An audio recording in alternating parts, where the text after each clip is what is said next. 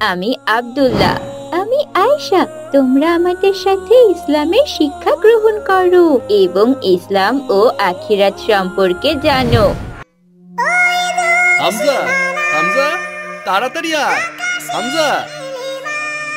কি হয়েছে বাবা? আসসালামু আলাইকুম। হামজা কি ঘুম থেকে ওঠেনি? ওয়ালাইকুম আসসালাম। না বাবা, ওটা এখনো ঘুম থেকে ওঠেনি। ওকে একটু ডেকে দিন, মাদ্রাসার সময় হয়ে গেছে। হ্যাঁ হ্যাঁ, আমি এক্ষুনি ডেকে দিচ্ছি।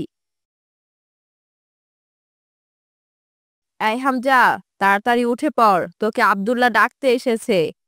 ও চলে এসেছে? হ্যাঁ, তুই তাড়াতাড়ি হাত মুখ ধুয়ে নে। হামজা হাত মুখ ধুয়ে তৈরি হয়ে মায়ের কাছে আসে খাবার খাওয়ার জন্য। মা, আমাকে খাবার দাও, খেয়ে মাদ্রাসায় যাব।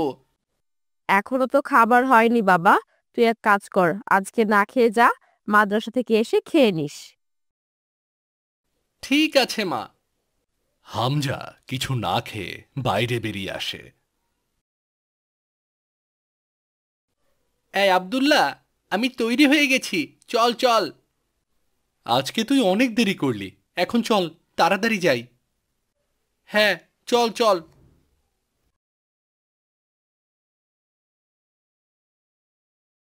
এই হামজা, একটু তাড়াতাড়ি চল না, একটু তাড়াতাড়ি পা চালা।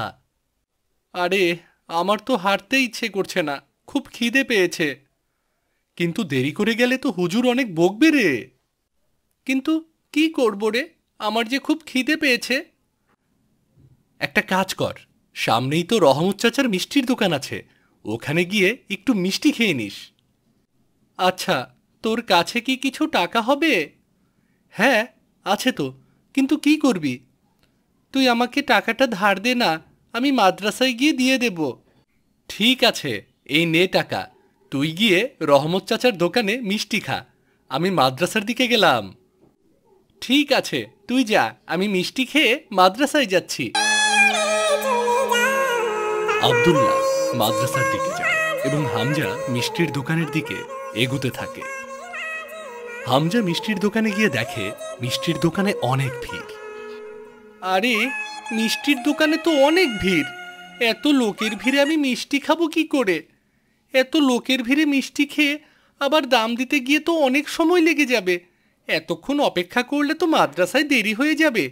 আচ্ছা, একটা কাজ করি, এত লোকের ভিড়ে আমি যদি দুটো মিষ্টি নিয়ে যাই তাহলে তো রহমত চাচা টেরই পাবে না, আবার আমাকেও দামটা দিতে হবে না। হামজা মনে মনে উপায় খুঁজতে থাকে এবং সে অনুযায়ী লোকের ভিড়ের সুযোগ নিয়ে দুটো মিষ্টি চুরি করে নেয়।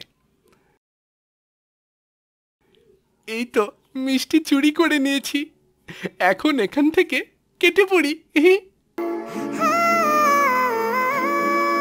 বাহ, চুরি করে খাওয়াই তো অনেক মজা, আমার টাকাও খরচ হলো না, অথচ আমি খেতেও পারলাম। কিন্তু এই টাকা দিয়ে কি করা যায়? একটা কাজ করি, এই টাকাটাও আমি মেরে দিই, খুব মজা হবে। মাদ্রাসায় গিয়ে আব্দুল্লাহকে বলবো ও আমাকে কোনো টাকাই দেয়নি। কিরে হামজা, মিষ্টি খাওয়া হলো তোর? হ্যাঁ, খেয়েছি। এখন আমার টাকাটা দিয়ে দে, আমিও একটু কিছু কিনে খাবো রে। তোর আবার কিসের টাকা? সে কি, তুই তো আমার কাছ থেকে ধার নিলি আসার সময়। আমি তোর কাছ থেকে কিছুই ধার নেইনি। মিথ্যা কথা কেন বলছিস? তুই তো আসার সময় আমার থেকে টাকা ধার নিলি মিষ্টি খাওয়ার জন্য। বলছি তো, আমি কোনো টাকাই ধার নিইনি তোর কাছ থেকে।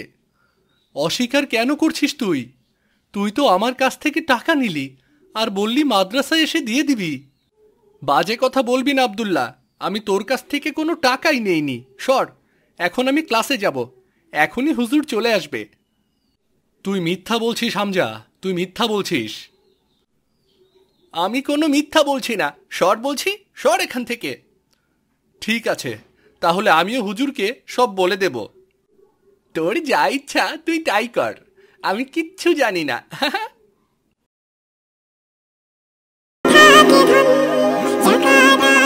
বাচ্চারা, আজকে তোমাদের জানাবো চুরি করলে কি হয়। অন্যের সম্পদ কেউ যদি না বলে নিয়ে নেয় তাহলে তাকে চুরি বলা হয়। আর চুরি করা মহাপাপ। চুরি করা একটা কবিরা গুনাহ। চুরি করলে তার পরিণাম হবে জাহান্নাম। জাহান্নামের আগুনে তাকে পুড়তে হবে। হুজুরের এসব কথা শুনে হামজা মনে মনে অনেক ভয় পেতে থাকে। ক্লাস শেষে হুজুর চলে গেলে আব্দুল্লাহ হুজুরের পেছন পেছন চলে যায়। হুজুর, আপনার সাথে আমার কিছু কথা আছে। হ্যাঁ, বলো আব্দুল্লাহ, কি কথা আছে আমার সাথে, বলো। হুজুর, হামজা মাদ্রাসায় আসার সময় আমার কাছ থেকে কিছু টাকা ধার নিয়েছে, কিন্তু আমি এখন তার কাছ থেকে টাকা চাইলে সে দিতে অস্বীকার করছে। বলছে সে নাকি আমার থেকে কোনো টাকাই নেয়নি। কি বলছো আব্দুল্লাহ? মনে রেখো, মিথ্যা বলা বা কাউকে দোষারোপ করা কিন্তু ভালো নয়। না হুজুর, আমি সত্যি কথা বলছি। তাহলে তুমি হামজাকে ডেকে নিয়ে আসো আমার কাছে। আব্দুল্লাহ হামজাকে হুজুরের কাছে নিয়ে আসে। হামজা, তোমার নামে এসব কি শুনছি? তুমি কি আব্দুল্লাহর টাকা নিয়েছো?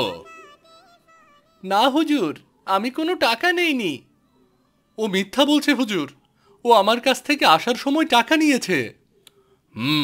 বুঝেছি। শোনো হামজা, কারো টাকা অন্যায়ভাবে আত্মসাৎ করা উচিত নয়। এতে তোমারই ক্ষতি হবে। তুমি জাহান্নামের খড় হবে। তুমি কি চাও তোমাকে জাহান্নামে নিয়ে যাওয়া হোক? না হুজুর, আমি তা কেন চাইব? তাহলে তুমি সত্য কথা বলো। সত্য কথা যারা বলে তাদেরকে আল্লাহ তাআলা ভালোবাসেন। আর তুমি যদি আমাদের কাছে সত্য কথা বলো, তাহলে তোমাকে আমরাও বকবো না, বুঝলে? হ্যাঁ হুজুর, আমি তার কাছ থেকে টাকা নিয়েছিলাম। আমি এখনই ওর টাকা ফেরত দিয়ে দিচ্ছি। আমি ওই টাকা খরচ করিনি।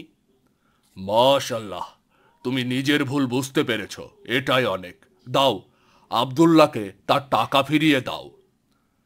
হামজা আব্দুল্লাহকে তার টাকা ফিরিয়ে দেয় এবং তার কাছে ক্ষমা চায়। কিন্তু হামজা মনে মনে অনেক অনুতপ্ত হয় চুরির ঘটনার জন্য। চুরি করা তো অনেক খারাপ কাজ, কিন্তু আমি তো চুরি করেছি। হুজুর তো বললেন চুরি করলে নাকি জাহান্নামে যেতে হয়। তাহলে আমিও জাহান্নামে চলে যাব।